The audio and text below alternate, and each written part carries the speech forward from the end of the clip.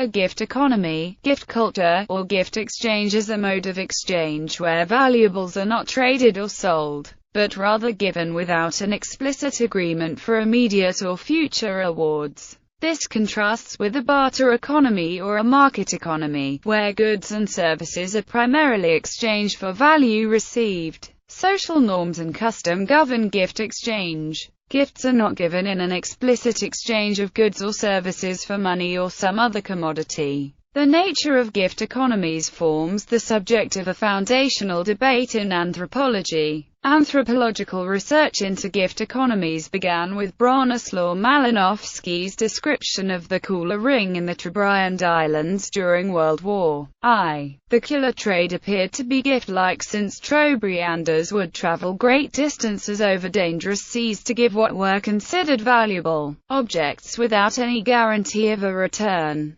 Malinowski's debate with the French anthropologist Marcel Mauss quickly established the complexity of gift exchange, and introduced a series of technical terms such as reciprocity, unalienable possessions, and prestation to distinguish between the different forms of exchange. According to anthropologists Maurice Bloch and Jonathan Parry, it is the unsettled relationship between market and non-market exchange that attracts the most attention. Gift economies are said, by some, to build communities, and that the market serves as an acid on those relationships. Gift exchange is distinguished from other forms of exchange by a number of principles, such as the form of property rights governing the articles exchanged, whether gifting forms a distinct sphere of exchange that can be characterized as an economic system, and the character of the social relationship that the gift exchange establishes. Gift ideology in highly commercialized societies differs from the prestations typical of non-market societies. Gift economies must also be differentiated from several closely related phenomena, such as common property regimes in the exchange of non-commodified labor.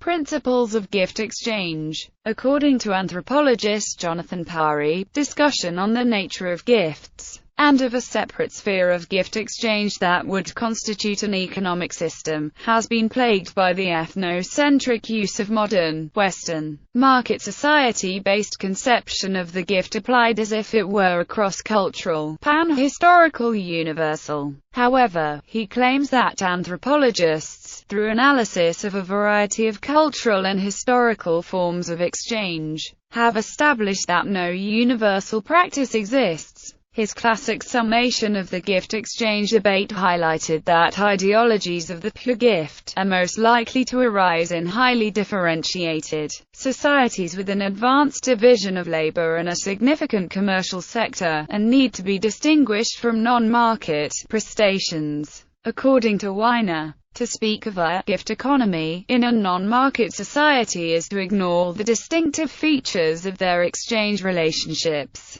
As the early classic debate between Bronislaw Malinowski and Marcel Mauss demonstrated, gift exchange is frequently embedded in political, kin, or religious institutions, and therefore does not constitute an economic system per se. Property inalienability. Gift giving is a form of transfer of property rights over particular objects. The nature of those property rights varies from society to society, from culture to culture, and are not universal. The nature of gift-giving is thus altered by the type of property regime in place. Property is not a thing, but a relationship amongst people about things. According to Hahn, property is a social relationship that governs the conducts of people with respect to the use and disposition of things. Anthropologists analyze these relationships in terms of a variety of actors' bundle of rights over objects. An example is the current debates around intellectual property rights. Hahn and Strangelove both give the example of a purchased book, over which the author retains of copyright. Although the book is a commodity, bought and sold, it has not been completely alienated from its creator, who maintains a hold over it. The owner of the book is limited in what he can do with the book by the rights of the creator. Weiner has argued that the ability to give while retaining a right to the gift commodity is a critical feature of the gifting cultures described by Malinowski and Mauss, and explains, for example, why some gifts such as killer valuables return to their original owners after an incredible journey around the Trobriand Islands. The gifts given in cooler exchange still remain, in some respects, the property of the giver. In the example used above, copyright is one of those bundled rights that regulate the use and disposition of a book. Gift-giving in many societies is complicated because private property owned by an individual may be quite limited in scope. Productive resources, such as land, may be held by members of a corporate group, but only some members of that group may have use rights. When many people hold rights over the same objects, gifting has very different implications than the gifting of private property. Only some of the rights in that object may be transferred, leaving that object still tied to its corporate owners. Anthropologist Annette Weiner refers to these types of objects as inalienable possessions, and to the processes keeping while giving, gift versus prestation. Malinowski's study of the cooler ring became the subject of debate with the French anthropologist Marcel Mauss, author of The Gift. In Parry's view, Malinowski placed the emphasis on the exchange of goods between individuals, and the non-altruistic motives for giving the gift.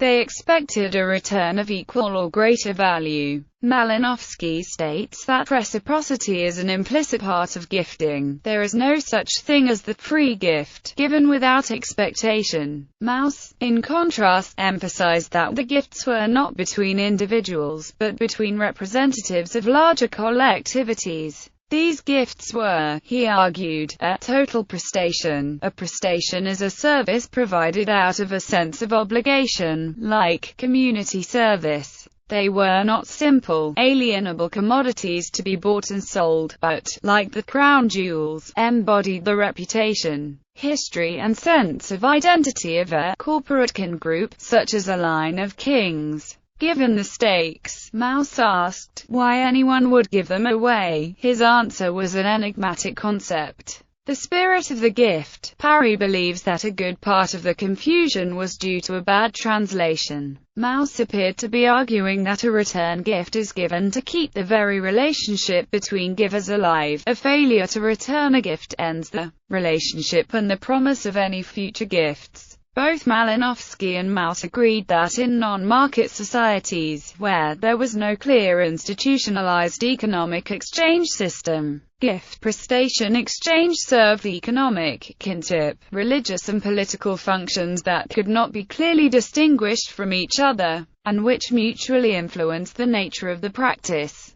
Unalienable possessions. Mauss' concept of total prestations was further developed by Annette Weiner, who revisited Malinowski's field site in the Trobriand Islands. Her critique was twofold. First, Trobriand Island society is matrilineal, and women hold a great deal of economic and political power. Their exchanges were ignored by Malinowski. Secondly, she developed Mauss' argument about reciprocity and the spirit of the gift, in terms of inalienable possessions. The paradox of keeping while giving. Weiner contrasts movable goods, which can be exchanged, with immovable goods that serve to draw the gifts back. She argues that the specific goods given, like crown jewels, are so identified with particular groups, that even when given, they are not truly alienated. Not all societies, however, have these kinds of goods, which depend upon the existence of particular kinds of kinship groups. French anthropologist Maurice Godelier pushed the analysis further in The Enigma of the Gift. Albert Schraubers has argued that the kinds of societies used as examples by Weiner and Godelier are all characterized by ranked aristocratic kin groups that fit with Claude Léacoute V.I. Strauss' model of house societies. Total prestations are given, he argues, to preserve landed estates identified with particular kin groups and maintain their place in a ranked society. Reciprocity and the spirit of the gift. According to Chris Gregory, reciprocity is a dyadic exchange relationship that we characterize, imprecisely, as gift-giving. Gregory believes that one gives gifts to friends and potential enemies in order to establish a relationship by placing them in debt.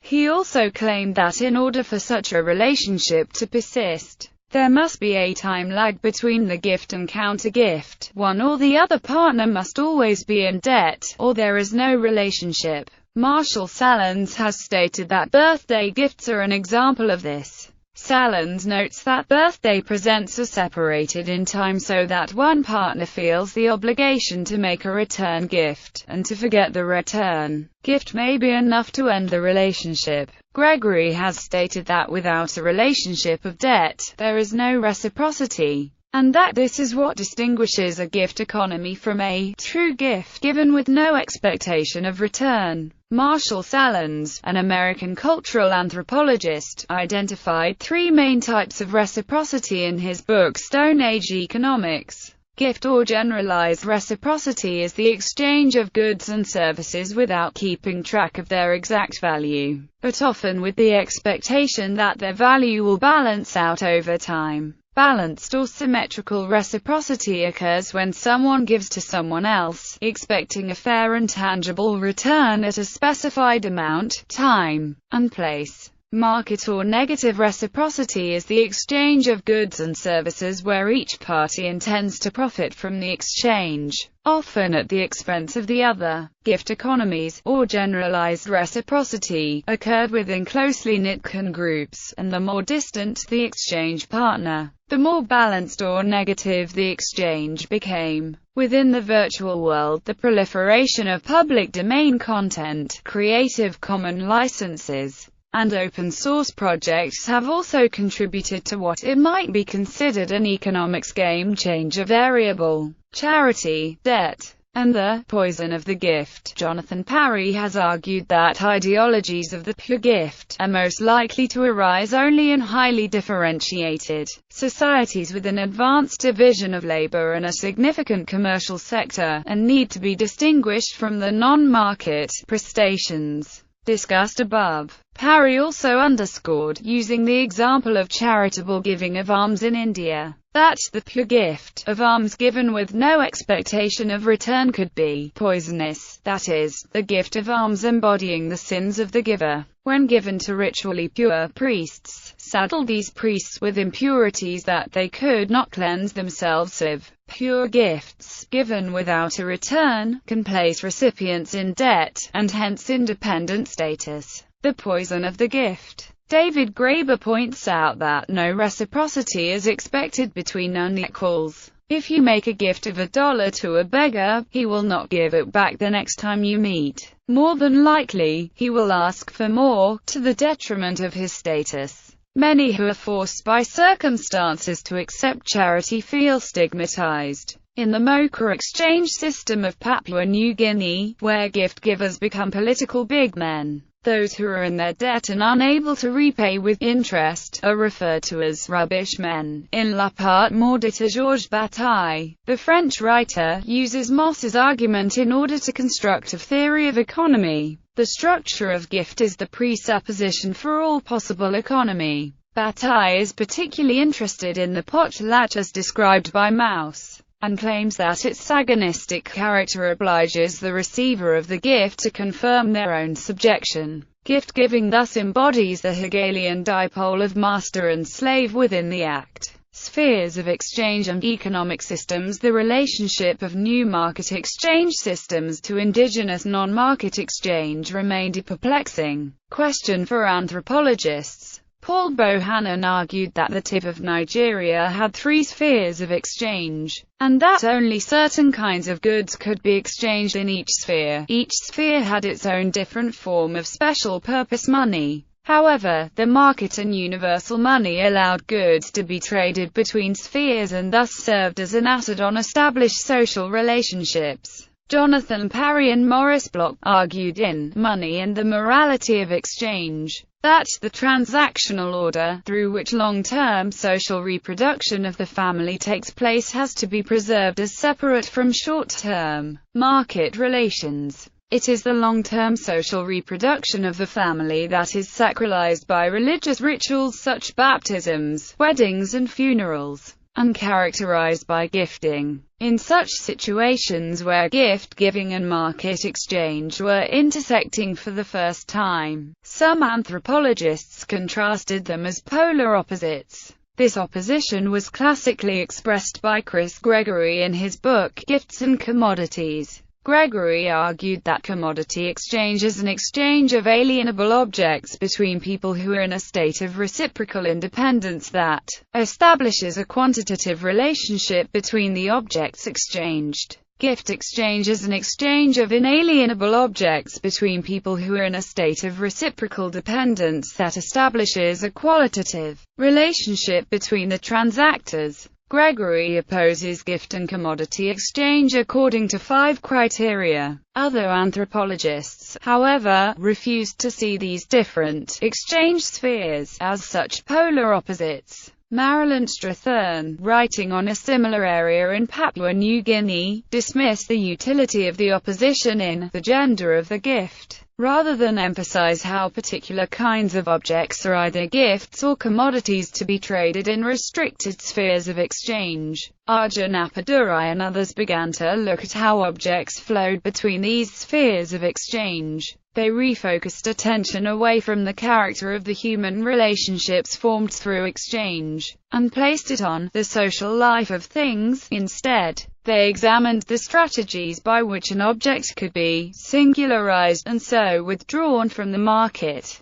A marriage ceremony that transforms a purchased ring into an irreplaceable family heirloom is one example. The heirloom, in turn, makes a perfect gift. Singularization is the reverse of the seemingly irresistible process of commodification. They thus show how all economies are a constant flow of material objects that enter and leave specific exchange spheres. A similar approach is taken by Nicholas Thomas, who examines the same range of cultures and the anthropologists who write on them, and redirects attention to the entangled objects, and their roles as both gifts and commodities. Prescriptions. Many societies have strong prohibitions against turning gifts into trade or capital goods. Anthropologist Wendy James writes that among the erudite people of Northeast Africa there is a strong custom that any gift that crosses subclan boundaries must be consumed rather than invested.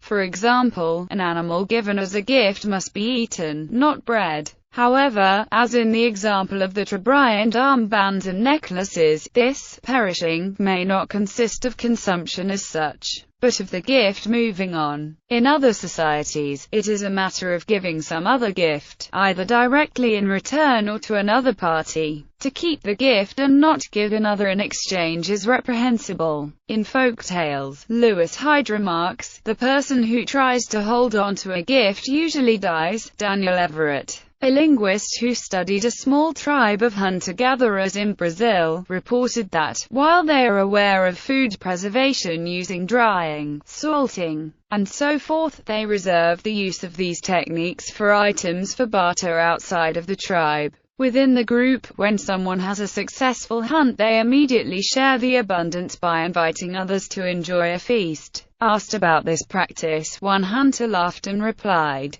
"I store meat in the belly of my brother." Carol Stacks or Larkin describes both the positive and negative sides of a network of obligation and gratitude effectively constituting a gift economy. Her narrative of the Flats, a poor Chicago neighborhood, tells in passing the story of two sisters who each came into a small inheritance. One sister hoarded the inheritance and prospered materially for some time, but was alienated from the community. Her marriage ultimately broke up, and she integrated herself back into the community largely by giving gifts. The other sister fulfilled the community's expectations, but within 6 weeks had nothing material to show for the inheritance but a coat and a pair of shoes.